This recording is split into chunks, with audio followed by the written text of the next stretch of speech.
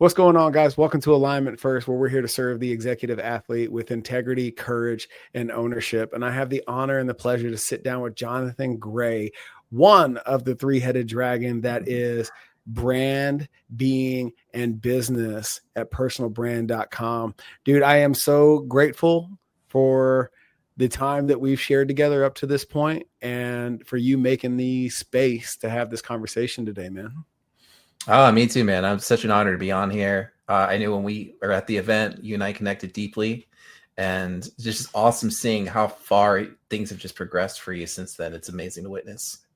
Dude, it was gosh. That event was was stop number one on a very intentional and deliberate growth journey that was Q3 for me. I had sunset the gym, moved into this holistic executive coaching platform, and I had literally, like a week before, come up for air and launched our MVP.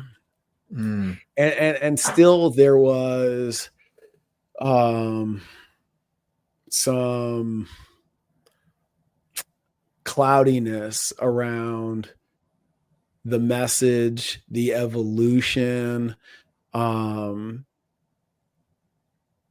just some inner work that I still needed to do to create what we're doing now. And so much of that momentum that was created was born of your presentation in terms of the mechanism that you put forth to understand your brand for yourself and how you communicate it to the world. And it's a fucking genius, man.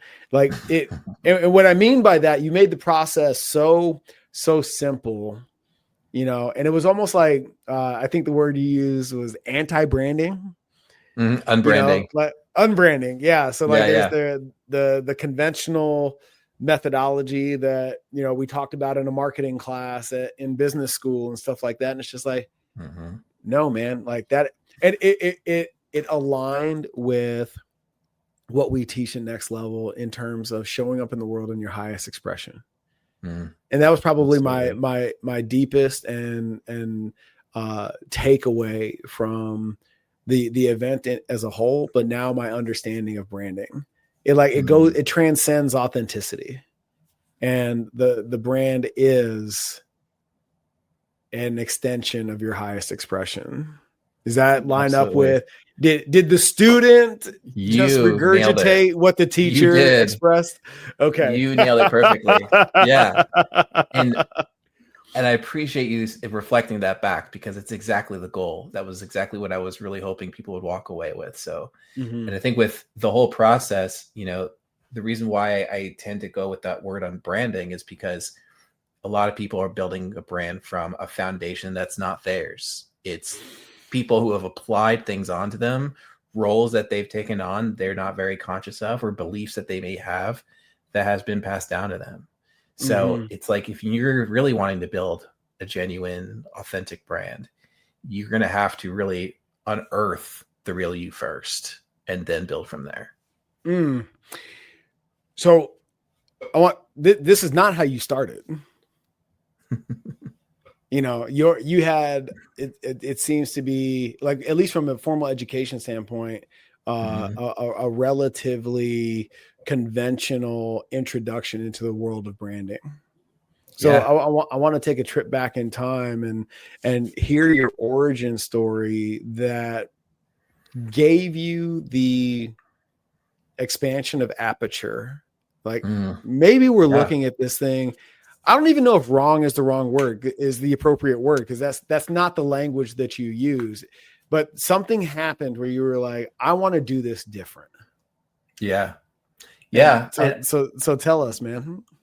I think that mindset actually kind of started. I've been reflecting on this a lot since our workshop, and I think it really came down to when I was a young kid. When I was really young, I was in a family of artists. I was always surrounded by it. my brother was an illustrator, my father was a painter, my sister is a musician and singer. My oldest sister, she's an amazing chef, amazing cook. Wow. And when I was, and I mean, and me growing up, I didn't have any talent, and I looked at them, and anything I tried was just terrible. That like I would try to draw, everything I did, I hated. And I remember one day I was trying to draw, I think it was like Bart Simpson or something. And I was so upset that I couldn't draw that I got angry. I threw my pencils at the wall. I screamed like, why can't I draw? And I was crying in my pillow. My mom came in and she's like, Jonathan, maybe it's not what you're seeing. Maybe it's about how you see it. And then that was kind of like, I know. And it was like, how old were you? That's like, wisdom, dude. I was like 8 years old. I was young. Yeah. And then did you internalize that, or was it like I didn't really fully understand it? I knew deep down there was something there, but it didn't really click. And then it wasn't until like a couple of years later, I was in my bedroom and, I had like clothes all over the floor, and I had this picture of like that Steamboat Willie Mickey Mouse. It's like super iconic, like on a shirt laying on the ground. And I remember looking at it and just being like, that's a circle. That's a curve. That's an oval. And I started deconstructing it. And then I was like, wow, I can draw that. And I remember I sat on my desk, brought my shirt to the table, started drawing, and I was able to probably like 85% there, like mimicking that same style. And I was like, oh my God, I did it. And then I ran to my mom. I was like, look, I did it. And she was like, look, as I told you, it's all about how you see it. And then then I understood. I was like, okay. So that was really kind of like my introduction of, in order to see something fully and truly, you have to break it down to the most simplistic form, the most simplistic aspects first. And even like what you were talking about during the branding workshop, like for my sake, for me to fully understand it, it has to be super, super simple. Like, in order to be like, the next piece has to inspire the next piece and keep going. And so that was kind of like my first idea of the importance of trying to see the world from a different perspective, to understand like, how do I get down to the deepest layer of really what I'm looking at? Yeah. Then when I graduated from, I went to art school, graduated, and immediately started working in branding and advertising. My creative journey around that was all over the place. I was trying to find my creative home. I just never really felt like it was the right space for me, but I kept trying to make it work. So I hopped from agency to agency. And as I hopped, I actually went up the ladder. I started as like a designer, then an art director, then a senior art director. And then I ultimately became a creative director. And I was like, maybe that's where I can have creative control. Because one of the biggest things I learned in agencies is that your work is not yours, it's the client's. So it doesn't matter how creative you are. If the client doesn't like it, it's not going to get made. So I felt like I was always battling red tape. And I was like, if I become creative director, maybe I can have more control. So that's what I did. Became creative director. Won some awards. But ultimately, that red tape came back and I had to make a decision. It's like, am I going to stay in this? Is this what I thought it was going to be? Or is there basically another path that's going to open up for me? So it was definitely at a crossroads point. Dang. Yeah. So when you, what was the final straw that empowered you to make that leap? I remember it. Yeah, I remember it so clearly, dude. I was so one of my favorite artists is Salvador Dali, right? And I mentioned this in our workshop. Yeah. We actually had the opportunity. So there's a Salvador Dali museum in the town where I used to live when I was creative director. So in the Florida? Museum, Florida, right? Yeah, in Florida. Yeah, it was St. Petersburg. And so Gulf side all day, baby.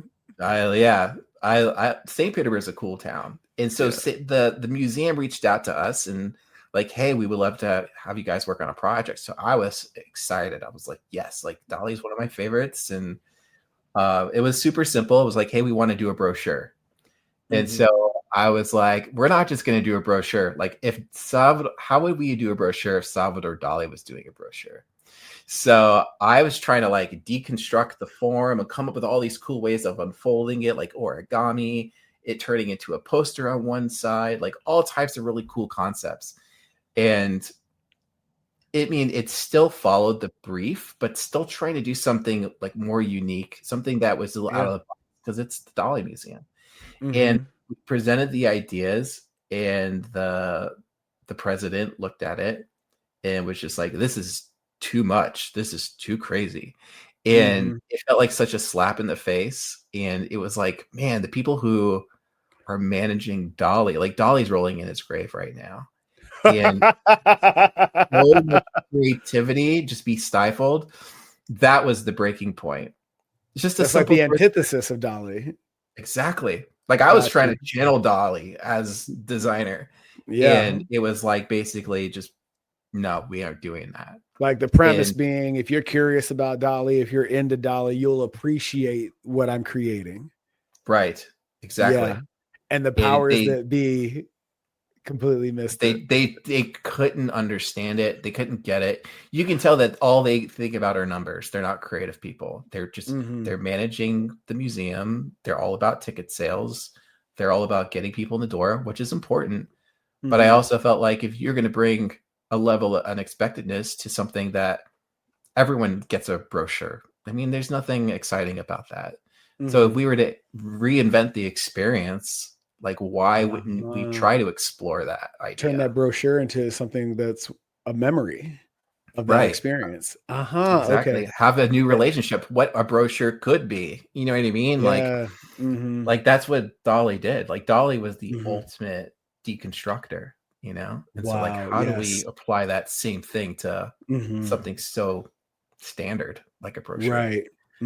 So that definitely, we deliver something still really cool based on the guidelines they wanted, but that idea of being so limited on something I felt like could really impact people, like, and that's some of the best design is taking the most simplistic thing and just offering a new experience around it. Yeah. And I was just trying to do that, and that was that beginning point of, I can't work with clients anymore. Or at least clients who I'm not aligned with. So how soon after did you, like, how long did you weather that storm before you pulled the trigger and made your exit? I think it was about 2 or 3 months. I think it was the realization that first coming to the idea that, okay, this isn't what I thought it was going to be. I'm not just going to keep hopping agency to agency because that's not working. Yep. And then I was online. I was kind of looking for answers, trying to find like, oh, what's my next path? And usually what I do is, you know, I read, you know, personal development, you know, spiritual books. And I was going on the websites of like Deepak Chopra or Neil Donald Walsh and all these people I look up to. And as I was going through their sites, I just noticed how bad their websites were. And I was like, dude, their content is so good. I love these guys, but like their websites are terrible. And then it was in that moment that was like, well, maybe that's who I work with, is I work with people who are making an impact in the world. And then that's when I realized, okay, that's who I'm supposed to work with. So let me ask you this then, because now I'm genuinely curious, because there's always the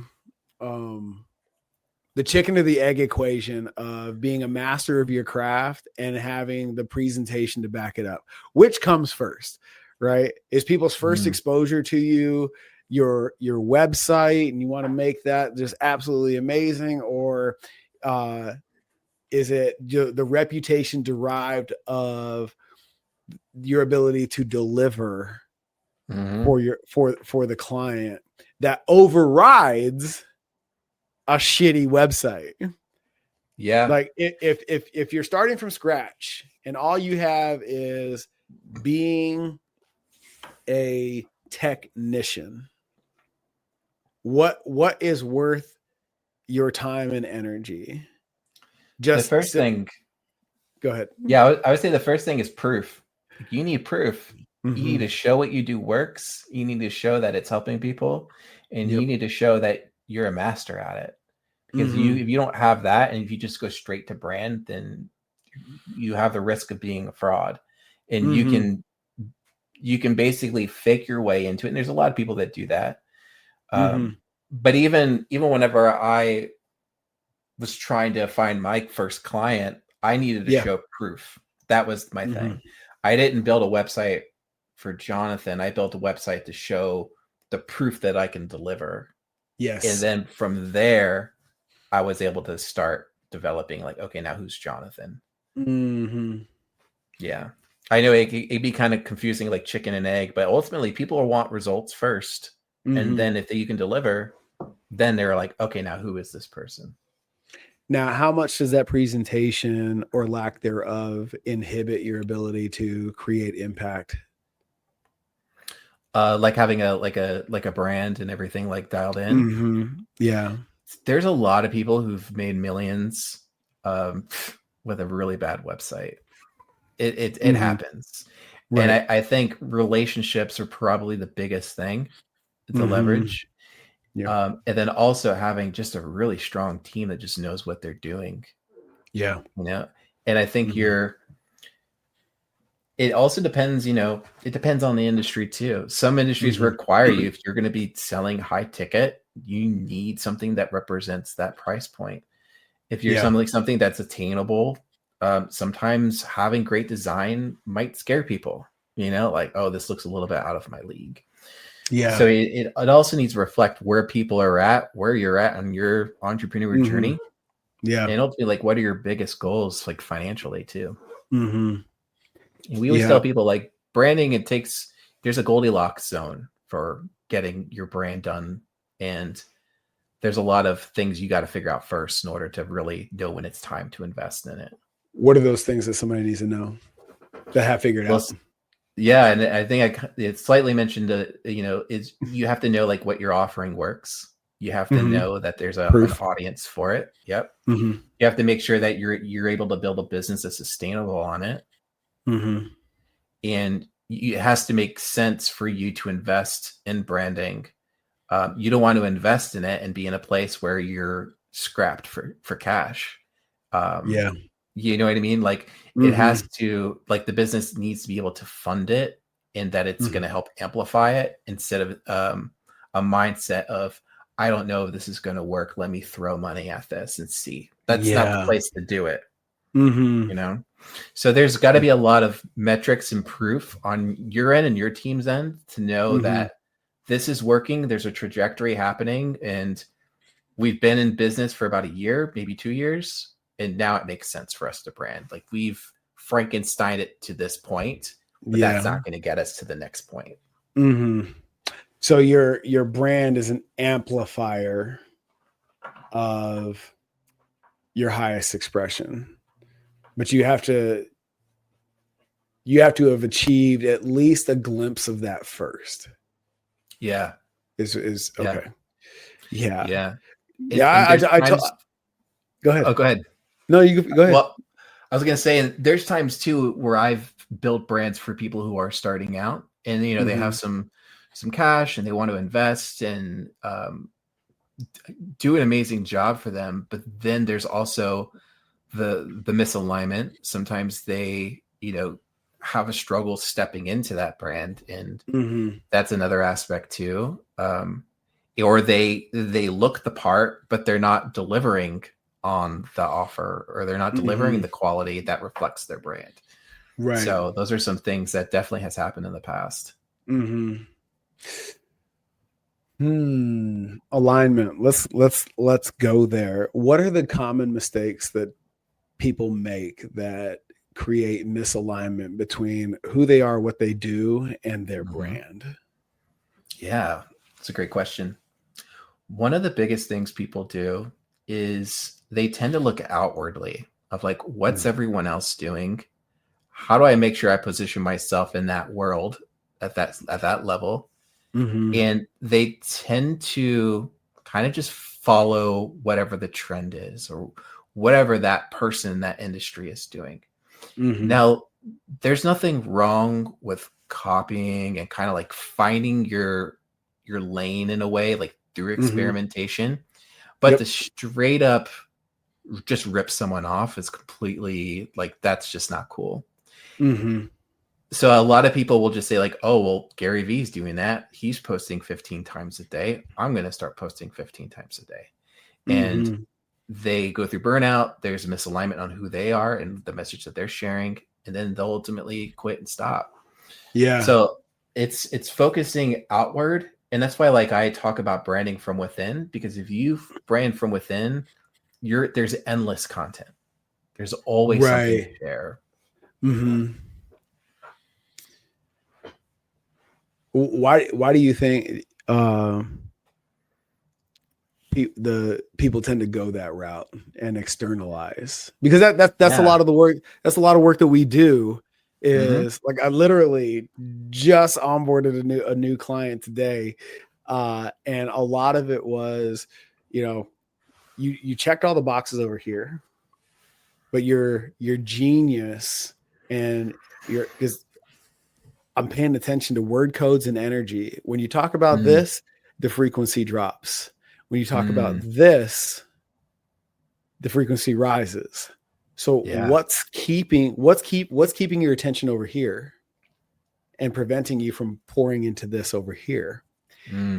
And so I'm curious from your perspective, because you're very much the wizard behind the curtain and helping people craft their message and make that branding shift. No, it's not this anymore. It's that. Yeah. What preoccupies people with the things that don't serve them? I think there's a standard of what people would think a personal brand is. A lot of people think that a personal brand is how many followers I have. It's the audience that I show up online for. And my belief, and a lot of everyone on my team's belief, is that your personal brand is just how you show up every day, and how you're making an impact, how your energy is resonating with everyone.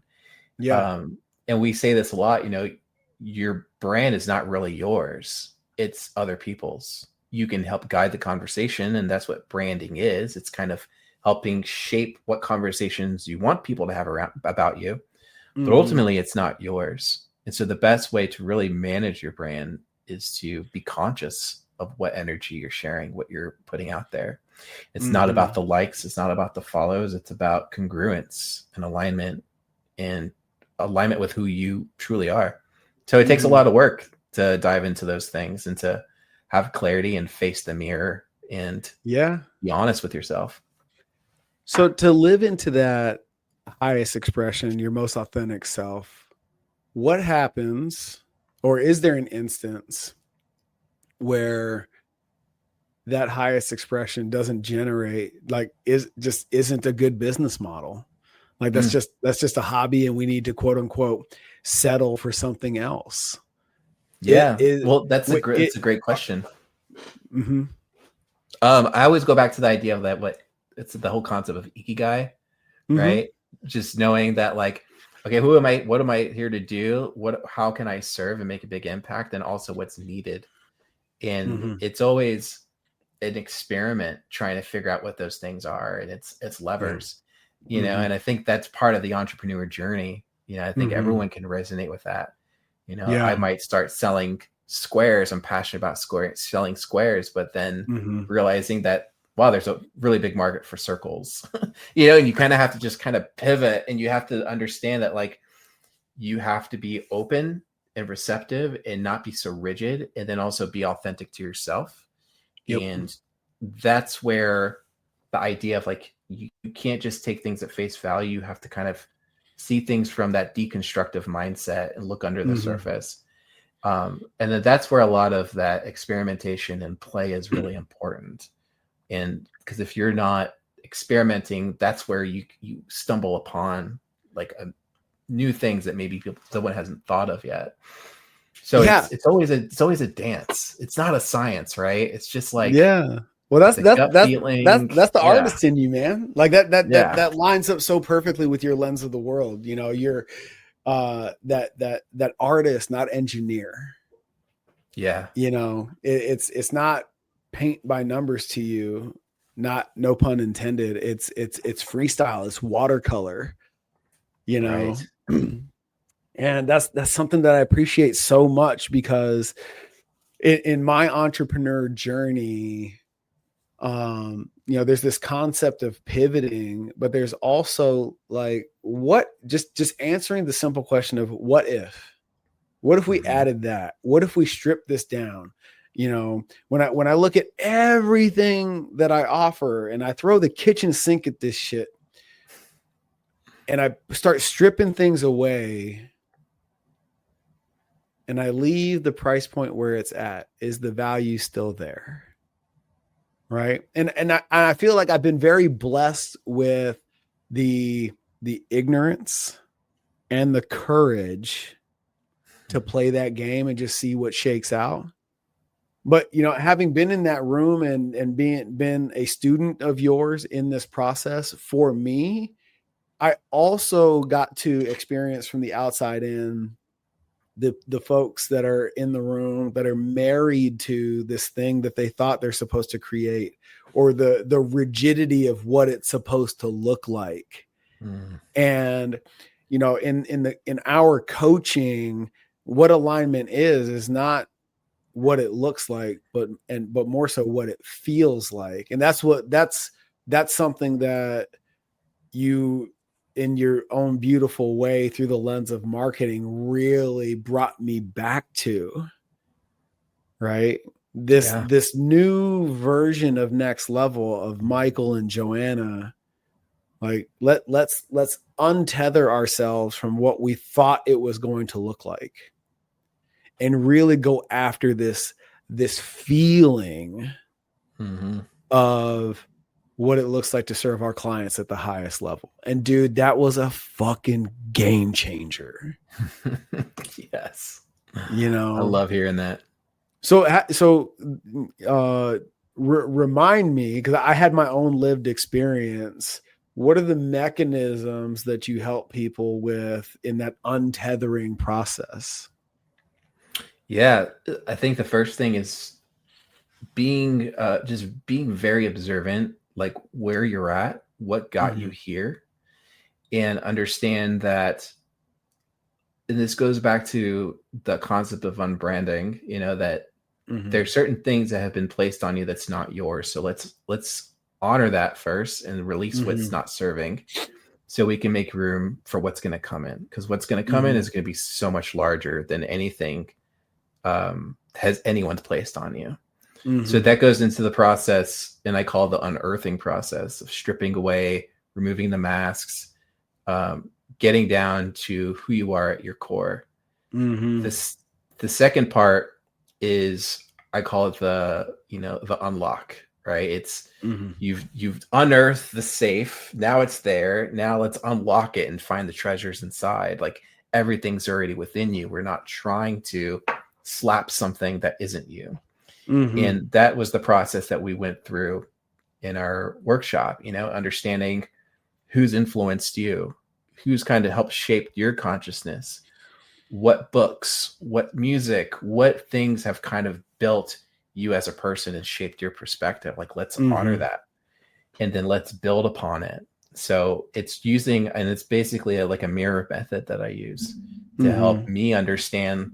Let me understand how you see the world by what has influenced your way of being. That really opens doors. And when I see that, then my mind can visually anchor those things, because my mind is so visual that one word you say be like 5 things that will pop up. So like I'm designing in my head as people are talking. And then it's just about anchoring that energy down visually and just reflecting back. And one of the best ways to do that is to just get very clear on what's the level of impact that you want to create. And writing a manifesto is one of the best ways to do that. It helps you see clearly who you are, who you're here to serve, the impact that you want to create, and the path to help people achieve that next level themselves. And so that's a great way to entry point to just have awareness, of who you are and where you're going. Do you know Stephen Pressfield? Yeah. War of Art. Love War of Art. In your work, in your coaching of brand, where do people meet the most resistance? Because the what really stands out to me in what you just said is honoring yourself. But I think that in order to accomplish that fully, it requires an indeterminate amount of time of stillness to really come to an honest conclusion as to what's true for you. But if you interrupt that process a lot until you run, like the example I was telling you before we went live, if you're not sitting still long enough to see that thought all the way through to the finish line, you're always starting over. Right? Yeah. Which creates that disconnect, that feeling of spinning your wheels, here, I'm gonna throw some more money at this shit. Here we go. Only to realize that if you just sit still for long enough and run that thing all the way to the end of the rainbow, it's like, oh shit. There's not enough mushrooms that Michael can do to solve this problem. Right. Because that's not the actual problem. There's not another course. There's not another mentor. Like what I just came to, like I was telling you, is like, it's an identity issue. It's not an identity issue. It's a strategy issue. But I had only run that thought process so far that I couldn't exhaust the perception of identity to get to the root, which was one of strategy. Right? So in your experience and client relations, where are people really bumping up against that resistance and like at that precipice, instead of leaning into it, backing off and starting all the way over? I feel that the biggest resistance points are people sharing their story. For sure. It's really getting to who they are and sharing it and allowing people to see them instead of seeing them as they think they need to show up in industry. It's like that stuff's important too, but like, what's the story behind the story? That's where people are going to find interesting. And some people are resistant of wanting to share that.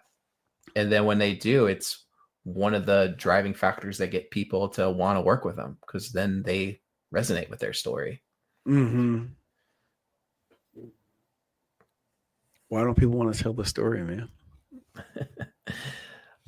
Is it a shame thing? Is it an embarrassed thing? Like, is it my story's not big enough? It's not relevant? Like, what are the stories that people are telling themselves to not tell their story?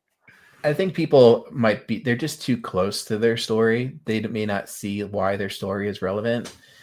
There's a lot of different reasons. I mean, there's also, I'm not sure how my audience is going to hear, like how they're going to respond when they hear my story.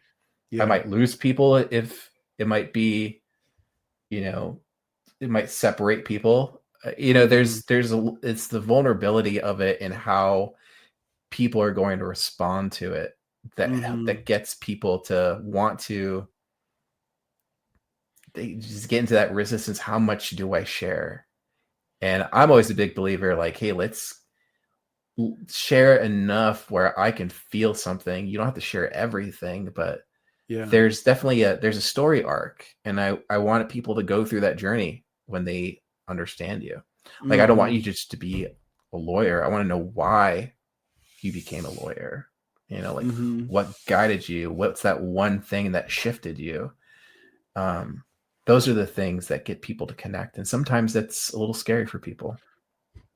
But why? Why is it scary? Like, there's a like in my conversation with my clients, and when they say when they start speaking these limiting beliefs out loud, I can't, I won't, I shouldn't. Mm-hmm. It's like, where's the proof that that goes sideways for you? I think it just comes down to a core belief that it's Mm-hmm. unsafe for me to be fully seen. Mm-hmm. And I have to show up in a way that I think people expect me to show up. Mm-hmm. So I think it comes down to this core wound that it's unsafe for me to reveal my true self. Mm.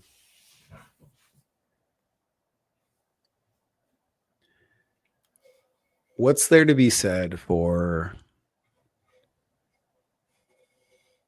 allowing old, outdated versions of yourself to die so that you can move into this higher expression? You know, like I I introduce you as one of a three-headed dragon, but there's this beautiful overlap in brand, business, and being. And you mentioned these four core wounds. And if you don't address them, you know, like one of my favorite, most recent examples is we were in our weekly coaching call for our clients, and we were talking about sleep and recovery. Mm-hmm. And, you know, we talked about everything, getting off your screen and black light shades and you know, all the tactics that help you with better sleep. And with about 10 minutes left in the call, there was this like sharp pivot that was like, but if you don't address the thing that keeps you up at night in the first place, there's not enough red light, water you could drink, ice baths you can take that are going to improve the quality of your sleep. Mm. And with that declaration, it was an invitation for one of our clients on the call to really come through and show up in that highest expression, clear that, and actually achieve the improved sleep that he was looking for. But that gets back to the four core wounds. And if you wouldn't mind, I'd love to see how that plays a role in your ability to create and develop a brand. Mm. Yeah, well, I feel really aligned with thank you for asking that, because this has just been my journey too. You know, I build personal brands for people, but also I'm in the process of building mine too. And I experience everything that my clients experience. If anything, I experience it deeper, because there's also a expectation. If you're the brand builder, you got to be the brand master. You know what I mean? So there's a lot of that too. So there's, you know, I want to build trust, you know, and to feel that, you know, I'm not living to the place of where I deliver for my clients, I'm not delivering to myself. There's that's kind of an emotional wound there too. It's like I'm not living the thing that I'm sharing. But then that also goes back to the idea of, well, that's from the perception of what people think a personal brand is, but that's not how I think a personal brand is. That's right. I'm coming at it from an outdated perspective, which is causing that core wound. So it's like, it's a lot of like ninja mind stuff you just got to go through, right? But I would say that goes into that trust core wound. I think the guilt wound comes from, I know that I'm capable, and this is where I feel like a lot of people can resonate, but I'm not showing up. Like, I know I have the gift. I know that there's people waiting for me to show up for them, but I'm not doing it. I'm too afraid to do it, or whatever the reason is. And there's a sense of guilt, you know, around that, you know. There's like I mean, this kind of goes to like what we talked about earlier. Like, if I share my story, I won't be accepted for it. You know, it'll create a separation. It's funny that a lot of people don't realize that these things can come up with branding because it comes off as such a visual medium. And it's not like the visual aspect is almost kind of like the aftermath. It's the result of, not the actual work that you do. So when people come up against, trust, abandonment, neglect, guilt, all these things, they think there's something wrong with them. And it's like, no, man, that's just the journey. Like that's everyone has to go through it. The people that you see who have millions of subscribers on YouTube, they had to go through it, and they're probably still going through it. It's not done. It's ongoing. It's just how you change your relationship to it. Yeah. Is there a way to bypass all of that? Is there a shortcut around that? No, not so much a shortcut, but like, is there a way to, because the journey is the journey, right? And I guess where my head goes right now in terms, like, we hear about like the Gary V's, the Grant Cardones, the Joe Rogans, like they talk about all the pain, the anguish, the uncertainty, the imposter syndrome, like in the rear view mirror. Is there any value to putting, like, mustering the courage while you're in the shit and talking about like, hey, I'm in it right now. And is there any value to that? Or is it truly best practice to fucking put your head down, figure it out, and then upon like the slightest smidge of success, now it's like, hey guys, look at all the shit that I just overcame? Man, that's a good question. I mean, it feels like it depends on the person, but I feel like people have different ways of creating, and some people need to just lock themselves in a room. Some people just needs to experiment and play. I would say with all those different types of, I guess, approaches, the biggest thing that comes up for me is just detachment. Like, stop detaching yourself from the outcome and just be solely focused on what you're creating now. And after you're done, do it again, do it again, do it again. And so if you hold on to the idea, like, this is the one that's going to put me, to that next level, or this is the video that's going to make me blow up, it's just, it's not going to work. But if you're just detached and you're just and this is what I love about Pressfield, if you're just open and receptive to the frequency of creativity, allowing that to come through, then it does two things. One, detaches yourself. They're like, oh, well, that's just what came through. Yeah. And two, it relieves the stress of, I'm doing all this on my own. You have to, it's like, it's an artist's mindset, really. Yeah. Changing your relationship to it. Do you feel like there's obviously merit to like the engineer approach, and, but I think that it's been my experience that, people will say, oh, I need more time. I need more time. And what I'm hearing, what I'm interpreting energetically is, no, you don't need more time. You're looking for fucking proof. Right. And it seems like there's a paradox here, because in order to create the proof, you've got to put yourself out there.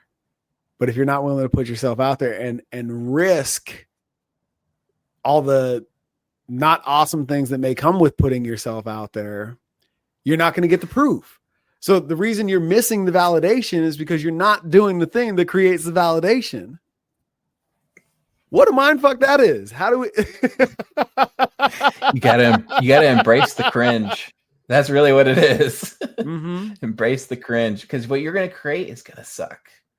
but you have to keep going. I mean, when I first started personal branding, the approach that I was doing, I mean, at the time I thought was really cool, but I was calling it spiritual branding, and I was like trying to bring in, because I was wanting to work with those kind of people, and it was really cheesy, you know, but I had to go through that process. And I look back at it and I cringe. It's like, that's hilarious. And so you have to scratch the surface.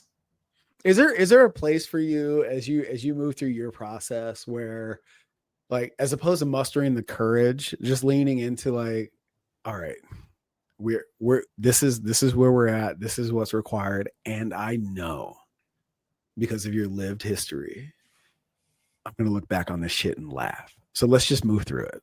Like, is that a mechanism that is just as powerful as like being courageous and thugging it out and pushing through, like just embracing the humor that lies on the other side of the cringe? Yeah.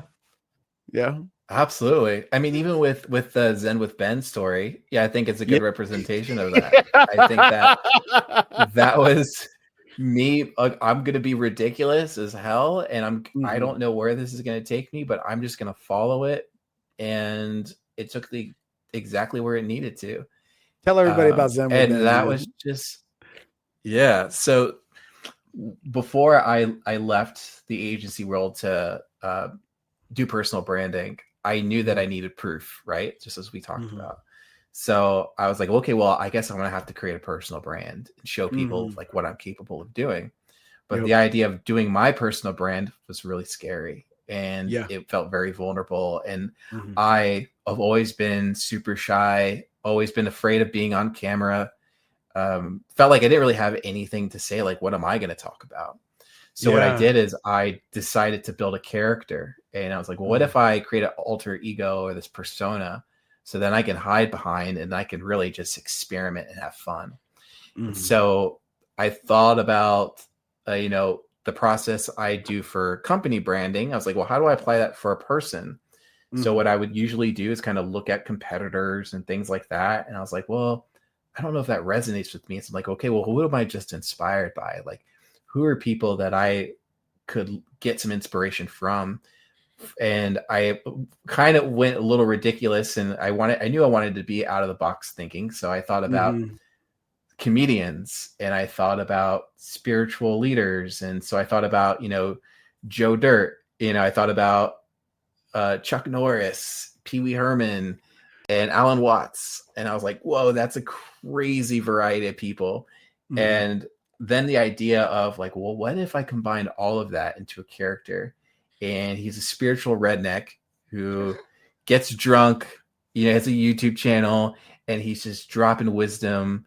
And every episode, I do some crazy, product that I share. Like I had this whole concept, and I was like, what would I call it?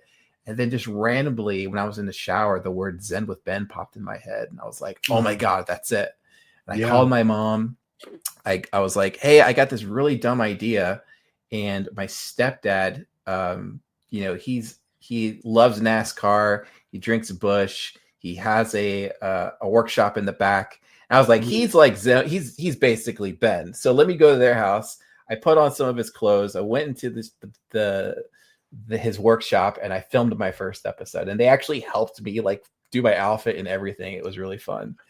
And I recorded my first episode, and it was so funny. It was so bad, like looking back at it now, but at the time it was so much fun. And then I remember going to a party. So my parents actually, they lived about an hour away from me. So it was like a trek to drive out there and shoot videos. Yeah. And I remember I was like, well, I need to find another way to do this, because this is fun, and I need to keep creating videos. And I was at a party, and I was telling one of my buddies about Zen with Ben and this concept, and he loved it. And he was like, hey, I just signed a lease on a warehouse, me and a few people, and we're turning it into a makerspace, and we want to sponsor artists to use it. They would love Zen with Ben. You can build a whole set at our warehouse. and shoot all your videos there. So we ended up building a set, did a whole green screen setup. One of the people that worked there used to work in TV, so he had all these amazing lights. Yeah, and it was really cool. And so we ended up shooting like 10 episodes there. And through that process of shooting episodes, I did the branding for Zen with Ben. I create like a channel trailer for Zen. You can go on YouTube and watch it. I was gonna say, does Zen with Ben still exist on the interweb? On YouTube, it does. All my episodes are on there still. Okay, yeah, cool. I'm definitely putting the link in the show notes. Hell yeah, check it out. And then from there, like once I had all those pieces together, I had a really cool case study. And then one of my friends, who's a coach, said, "Hey, I know this woman who's starting out, and I showed her your Zen with Ben stuff, and she loved it, and she wants to talk to you about doing her branding." And that became my first client. And so Zen with Ben led me to my first client, which then I was able to do another case study. Like, okay, here's kind of like jokingly case study. Now here's like a real world legit coach that I branded. And then that's what really started my career. Oh my gosh. So yeah, on the other side of that simple expression, like giving yourself the freedom to create. If there's no Zen with Ben, you don't get that first client. That's what I'm hearing. Yeah. That's how I'm. There was no proof. Zen with Ben was my proof. And oh man. So what needs to come first to get to, or at least create momentum towards your highest and best self? The permission or the proof? Permission, for sure. I think that I had to allow myself I had to give myself a container first. Yeah. I had to really feel into it, like what this is, and the possibility of what it could be. That helped me have the inspiration to keep following what that next step is going to be. Yeah. And then realizing like, what proof do I need for this? So then I have a target that I need to hit. Yeah. Help me here, because I feel like when you become a master of what you do, whether it was, born of 25 years on the training floor for me, or, your intimate knowledge of brand building, when you become a master technician of your craft, there's so much of that was born of a genuine curiosity, a talent, a knack for that thing that is just highly intuitive at a point. Is like it's so much less academic, even if you do have a formal education. And then what I've noticed in coaches I've mentored and whatnot along the way, there seems to be a disconnect between all the joy associated with that intuition that made you really good at the thing, and then doing it on purpose. Like, there's more. I could do this for myself. I could turn this job into a career. I could go off and start my own thing. And then there's all the shit that comes with that decision, right? How do you reconcile that which you serendipitously charted a course to being able to create the callus for the capacity and bandwidth to do it on purpose, intentionally, in your consciousness? The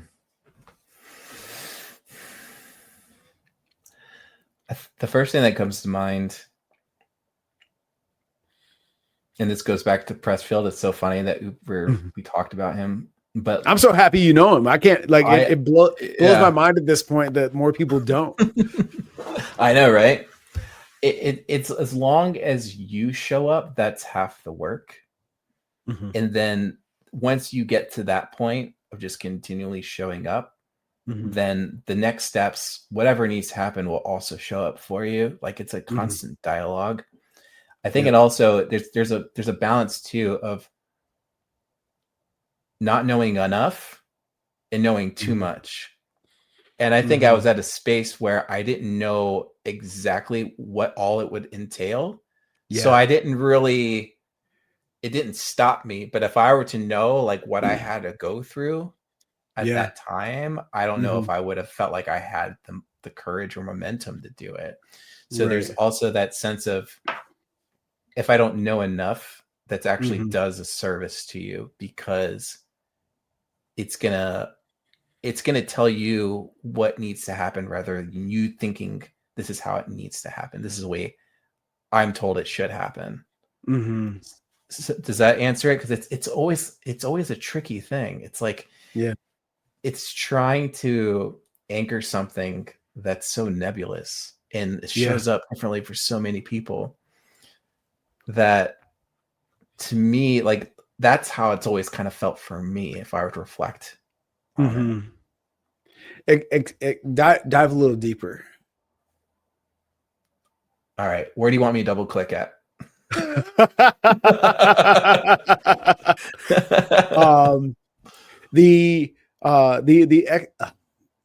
mean, fuck, we'll just go there because I don't have the language for it. The exploration of the esoteric. Like I tell people all the time, you got to show up for the one the same way. I'm actually giving a talk on this tomorrow. Awesome. You got to show up for one person with the same way you think you should show up for a stadium full of people. Because if you can't show up for the one, the odds of you being able to pull it off with thousands of people is slim to fucking none. Let's not kid ourselves. True. And I really feel like that's the delusion. We get so disappointed that nobody's going to listen to this podcast, so we stop. And it's like, no, if you were really for this thing, you would do it anyway. Right? Yeah. So how do you stop arguing with yourself and lean into what's actually true? Double click on that. Okay.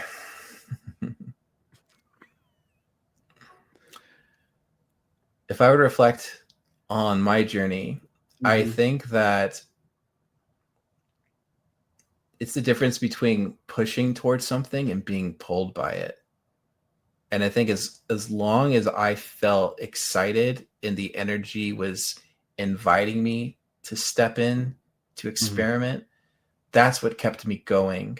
Whether I thought I was going to get a client or not from doing Zen with Ben. But I just knew my excitement went to that direction, and I just knew I needed to follow it. So I think excitement, curiosity, and that if I don't do this, I know I'll regret it.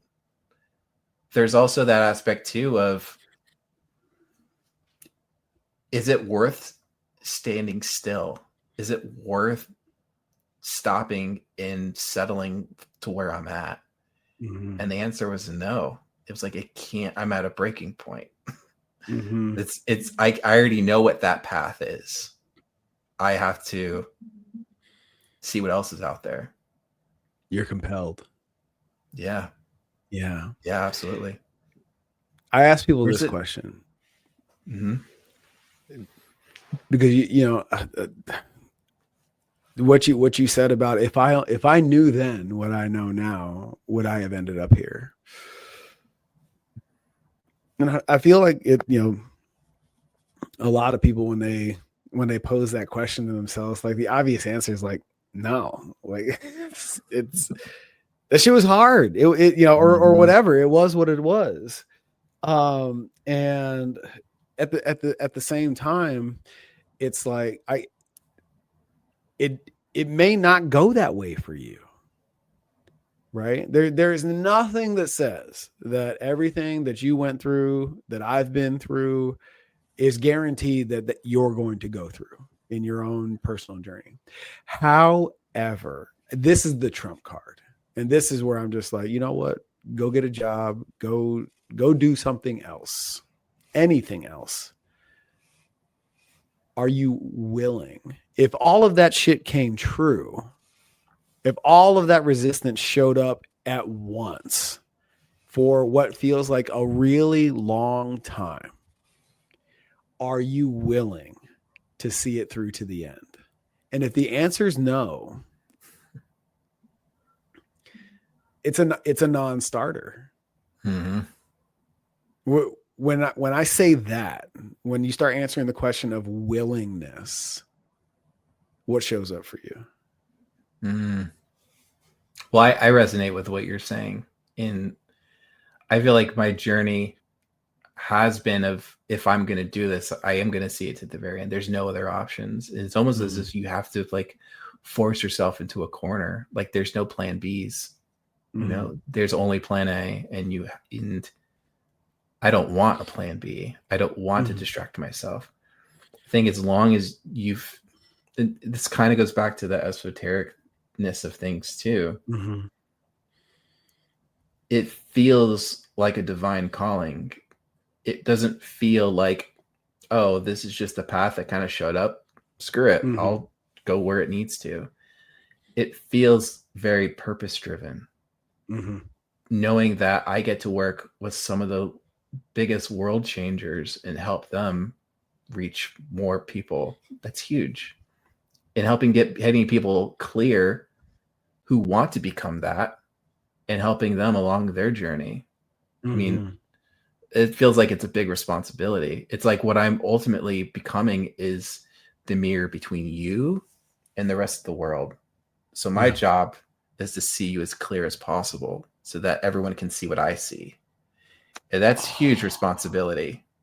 Yes. That's ultimately what my job is. I want people to see through my eyes of how I see you. Yes.